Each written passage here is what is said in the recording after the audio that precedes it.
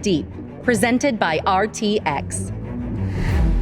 A team consists of up to 2 driver operators, a human player, a coach, and a robot.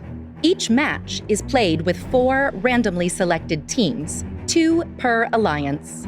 But each alliance is allowed 1 human player. Your opponent for one match may be your partner for another.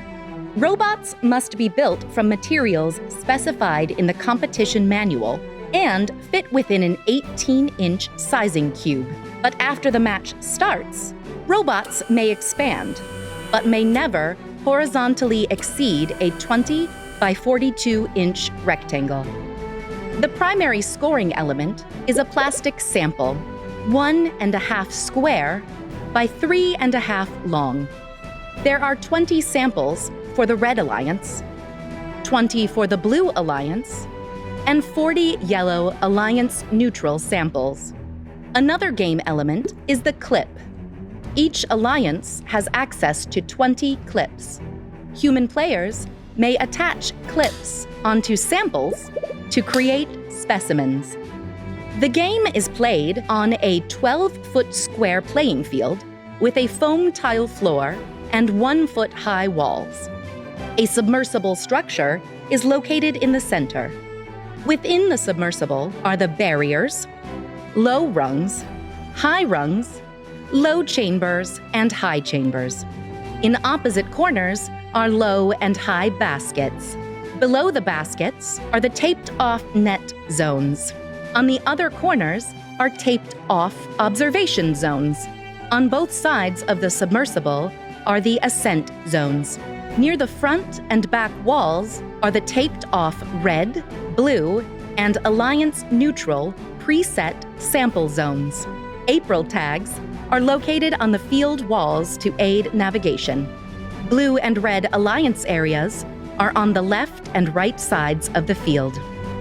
Before each match, 60 samples are randomly arranged in the submersible zone. 20 clips are positioned outside of each observation zone, and 12 samples are positioned on the preset sample zones.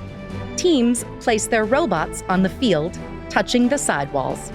Each robot can start the match with either 1 specimen or 1 sample.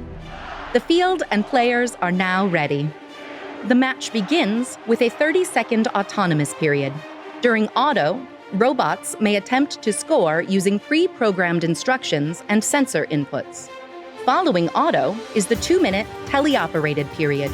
Robots score using driver inputs. There are many ways to score during the auto and teleop periods.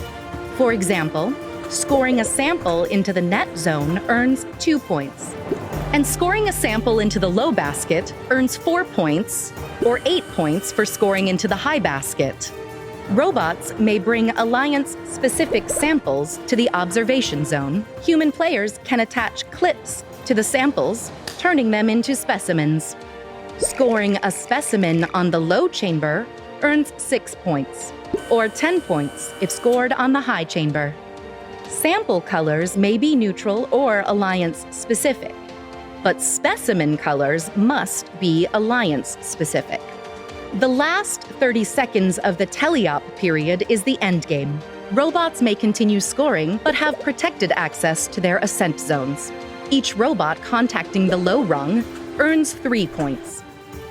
If a robot achieves a low-level ascent, it earns 15 points. But a high-level ascent earns 30 points.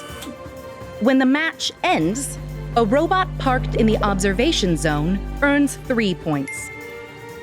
There are many ways to score in Into the Deep, but there are also rules that, if not followed, will result in foul points being added to the opposing alliance's score.